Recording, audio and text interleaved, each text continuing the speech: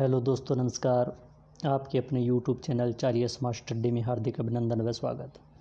दोस्तों,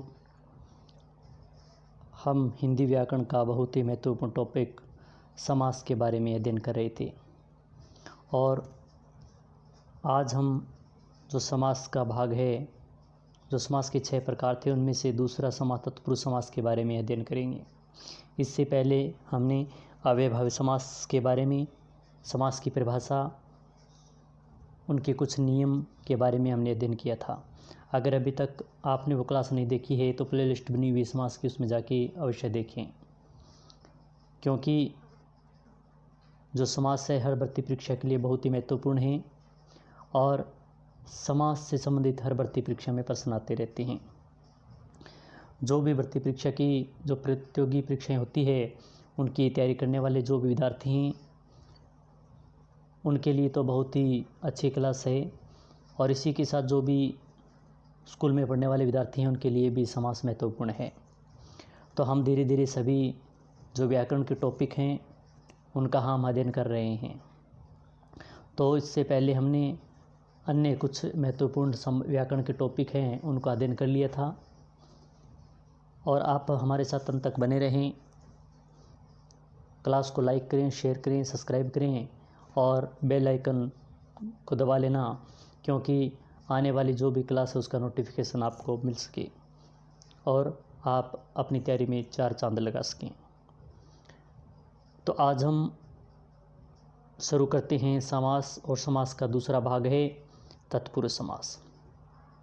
तत्पुरुष समास में दूसरे पद की प्रधानता होती है। यहाँ तत्पुरुष समास है, उसके दूसरे पद की प्रधानता होती है। उसमें लुप्त हुए चिन्हों के आधार पर तत्पुरुष समास के आधार पर 6 भेद होते हैं।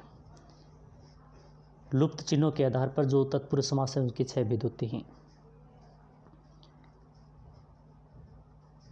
पहला है कर्म। कर्म को कर्ण से या के द्वारा, यानी के द्वारा से ये जुड़ने के अर्थ में होता है। संप्रदान के लिए अपादान से यानी अलग होने के अर्थ में से का प्रयोग किया जाता है, तो वहाँ अपादान तत्पुरुष समास होता है। संबंध तत्पुरुष समास में का, की, के, अधिकरण में, पर, ये 6 प्रकार के लुप्त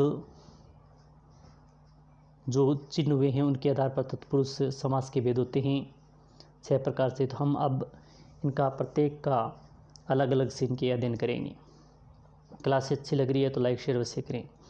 इनमें कुछ महत्वपूर्ण उदाहरण देखें, जैसे मंत्री, परिषद, मंत्रियों की यानी संबंध बता रहा है।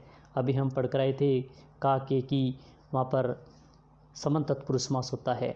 तो मंत्रियों की परिषद है तो संबंध तत्पुरुष समास होगा। इसी प्रकार दूसरा उदाहरण देखें तो विधान परिषद, तो विधान परिषद में विधान के लिए परिषद यानी के लिए आ गया, तो के का द्वारा यानी संप्रदान तत्पुरुष समास का पता चलता है। तो जहाँ पर विधान के लिए आ गया तो विधान के लिए परिषद, तो इसमें संप्रदान तत्पुरुष समास होगा। तो हम प्रत्येक का अलग अलग अध्ययन करते हैं। तो सबसे पहले है कर्म कारक तत्पुरुष समास। कर्म का चिन्ह होता है वो को। इस समास में 2 पदों के बीच प्रयुक्त को प्रसर्ग का लोप हो जाता है, यानी को प्रसर्ग दिया होता है और इसका लोप हो जाता है, इसलिए उसे कर्म तत्पुरुष समास कहते हैं। यानी 2 पद होंगे, 2 पद में 2 पद के अंदर को जो प्रसर्ग दिया होगा इसका लोप हो जाएगा परसर्ग का, और वहाँ पर कर्म तत्पुरुष समास होता है। जैसे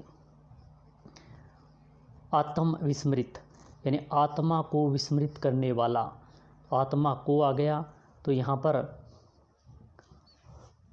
कर्म तत्पुरुष समास है।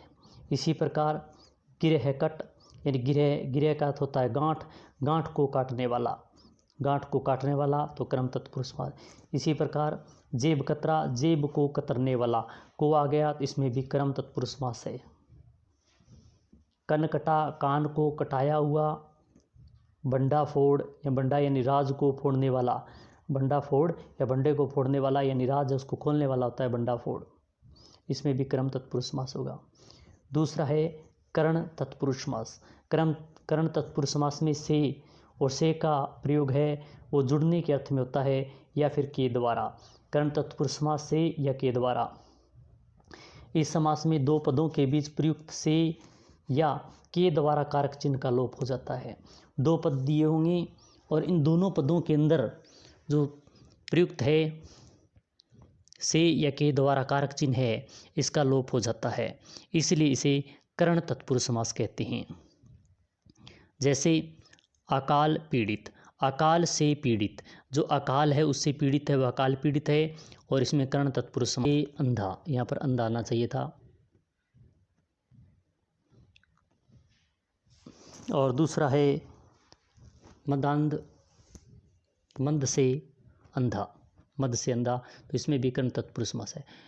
कोरोना पीड़ित, कोरोना से पीड़ित होता है, वहाँ पर कर्ण तत्पुरुष समास होता है। इसी प्रकार तर्क सिद्ध, तर्क के द्वारा सिद्ध, के द्वारा आ गया तो के द्वारा में भी कर्ण तत्पुरुष समास होता है।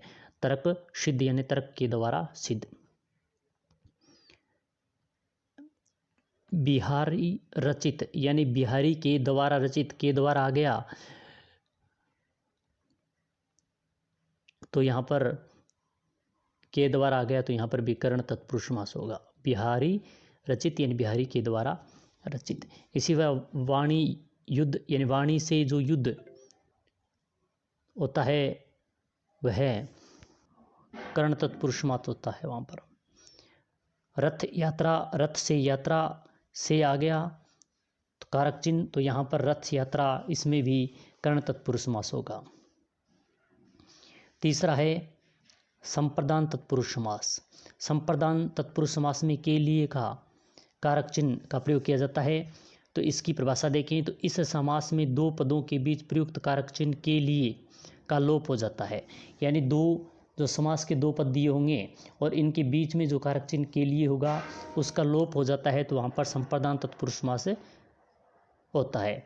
जैसे उदाहरण की दृष्टि से देखें तो गुरु दक्षिणा, गुरु के लिए दक्षिणा, तो के लिए आ गया, गुरु के लिए दक्षिणा है तो इसमें भी संप्रदान तत्पुरुष होगा। व्यायामशाला, व्यायाम के लिए शाला यानी व्यायाम करने के लिए शाला है, वह होती है व्यायामशाला। और गौशाला, गायों के लिए शाला, तो वहाँ पर भी संप्रदान तत्पुरुष समास होता है। विधान परिषद, विधान के लिए परिषद।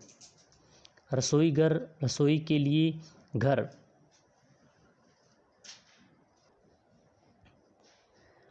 हथकड़ी, हाथ के लिए कड़ी, यानी के लिए आ गया तो वहाँ पर संप्रदान तत्पुरुष समास होगा। जेब, खर्च, जेब के लिए खर्च। न्यायालय, न्याय के लिए आलय। और स्नानागार यानी स्नान के लिए आगार, तो के लिए आ गया तो वहाँ पर भी संप्रदान तत्पुरुष समास। घुड़साल, घोड़ों के लिए साल। और बालामृत, बालकों के लिए अमृत, वो बालामृत होता है तो के लिए आ गया तो इसमें भी संप्रदान तत्पुरुष समास होता है। नोट, जिन शब्दों के अंत में घर, शाला, आवास, आलय और सामग्री लिखा रहता है उनमें अधिकांशतः संप्रदान तत्पुरुष समास होता है। यानी जिन पदों के जो शब्द होगा उनके अंत में यानी घर है, शाला है, आवास है, आलय है और सामग्री लिखा होगा, वहाँ पर अधिकांशतः संप्रदान तत्पुरुष समास माना जाता है, यह होता है। चौथा है अपादान तत्पुरुष समास से यानी अलग होने के अर्थ में। अपादान तत्पुरुष समास वहाँ पर होगा जो अलग होने के अर्थ में से का प्रयोग किया जाता है। इस समास में दो पदों के बीच प्रयुक्त से कारक चिन्ह का लोप हो जाता है, या दो पद दिए होंगे उनमें से जो कारक चिन्ह है इसका लोप हो जाता है तो वहाँ पर अपादान तत्पुरुष समास उसे कहते हैं। लेकिन यहाँ से अलग होने के अर्थ का बोध कराता है, यानी से है वो अलग होने के अर्थ का बोध कराएगा। जैसे जन्मांध यानी जन्म से जो अंधा होता है, से यानी जन्म से अंधा है ये अलग है, जन्म से है अंधा अलग हो गया, तो यहाँ पर कौन सा समास होगा? अपादान तत्पुरुष समास होगा। इसी प्रकार पदच्युत, पद से च्युत यानी अलग होना, कर्म विमुख, कर्म से विमुख, इन सभी में जो समास है वो अपादान तत्पुरुष समास है।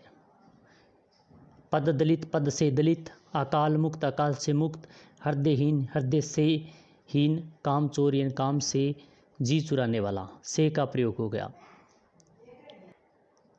होता है।